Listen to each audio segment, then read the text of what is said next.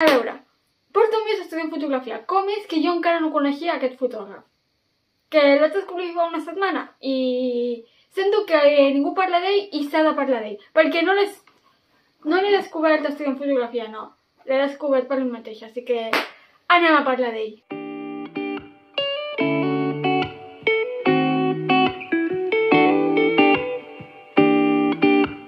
Helmut Newton. A veure, sí, Newton, igual que Newton. Òbviament. És un dels millors fotògrafs, per no dir el millor, de moda del segle XX. Per exemple, la icònica foto de la cantant Ariadna Grande vestida de conill. Aquí us deixo uns exemples. Helmut Newton ja havia fet aquesta foto a l'any 1977. Un altre exemple. Si et fiques a mirar totes les fotografies de moda a partir dels 70, totes porten un celler molt semblant al que feia Newton. En tema moda, estètica, postures, composició, el glamour, era un obsés del glamour. És que tot està inspirat en el seu treball i és impressionant que s'escolti tan poc parlar d'ell. No és que no se'ls parli d'ell, és que tot el que porto estudiant fotografia i encara no havia escoltat mai parlar d'ell. I a veure, és que és molt top. Ha fotografiat a David Bowie, a Andy Warhol, a un munt d'actors de Hollywood, a gent importantíssima, i doncs a les imatges aquestes les hauré vist 1000 vegades, però mai sabia qui era el fotògraf. A veure, encara estic esperant que em parlin de Robert Capa, però és això. Considero que hi ha molts fotògrafs que que no es coneixen lo suficient. A veure, no és que no es parli d'ell, és que directament quan comences a estudiar fotografia, aquest és el mitjà que t'haurien de nombrar sí o sí. Capa, Newton, Cartier Bresson, Man Ray, David Simon. Són importantíssims i tot estudiant de fotografia hauria de conèixer només començar a estudiar fotografia. Al igual que un estudiant de pintura no pots començar a estudiar pintura sense conèixer Da Vinci, Picasso, ja que te'ls coneix tothom, així que no parlem de Géricault, Friedrich o Vermeer. A veure, així ràpid perquè són els que me'n recordo i els que més m'agraden a mi. I per què us explico tot això? A veure, tot ve per culpa d'aquesta foto. I és que la vaig veure un dia i em vaig enamorar. Jo sóc superfan d'aquest tipus de moda, de la moda andrògina. Jo sempre he considerat que la moda no té gènere i quan veig una foto d'aquest tipus m'encanten. Perquè és que a més la foto té molt bona qualitat. Està molt ben feta i vaig al·lucinar i vaig començar a buscar tota la informació d'aquest fotògraf i d'aquí ve aquest vídeo. I després, un parell de dies després, veient documental a la tele, de sobte apareix una imatge de l'Ariadna Grande, aquesta que hem dit abans del conillet, i dic, hosti, si això és Helmut Newton. O sigui, és un gran referent, fins i tot a dia d'avui, per a fer fotografia de moda i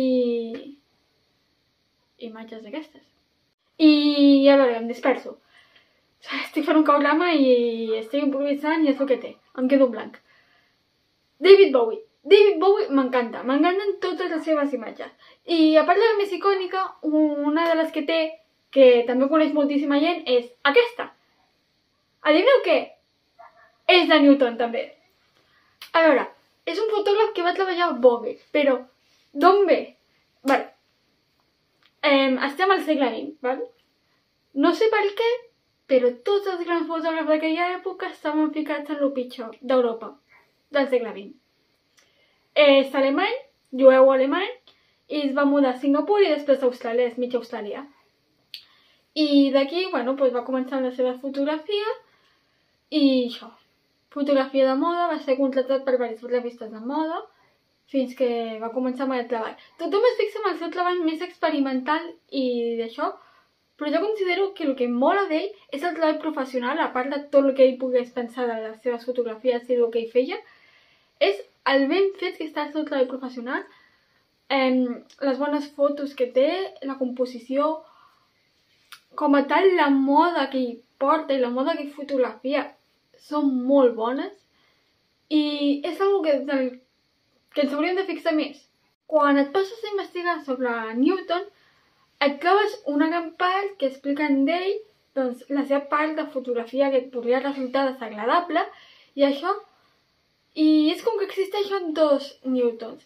El de la fotografia aquesta més desagradable, més experimental, que igual era el que ell pensava i el que ell volia fer, i després el seu treball professional de moda, i del que de veritat jo amb el que em quedo, i el que a mi de veritat m'interessa de les fotos de moda, i he ficat els diversos exemples que a mi m'agraden molt, i és això, tot el que va fer i tot el gran exemple, podríem dir que és un exemple per a la fotografia actual, no sé. A veure, aclaro, que podria, o sigui, a mi em resulta desagradable. Que a algú li pot agradar i que ella es va fer famós per aquest altre tipus de fotografia que, diguem-li random, perquè no sé quina altra manera de dir-li. Sí, ella es va fer famós per això. Però de veritat jo considero que ens hauríem de fixar més per l'altra part, que és el que a mi de veritat m'interessa, m'agrada, i que de veritat considero que és el que el seu treball bo, l'altre és algo més experimental. I a veure, investigo més sobre ell perquè de veritat és que, a veure, porto gairebé 2 mesos d'estudiant fotografia i no entenc per això. No, per què no comencem per aquí? Agafem i donem. Toma té tots aquests noms, investiga sobre ells. Comencem des d'aquí. Comencem pels que són els pilars de la fotografia, perquè de veritat són els pilars. Comencem per alguna banda que tingui lògica. I llavors això és el que us dic, era una mica de protesta i ja està. Us portaré més fotògrafs, a part dels pintors, perquè sí, he de parlar de més fotògrafs i he de parlar de molts pintors. I ens veurem, potser aquesta setmana, potser en un mes, o mai més.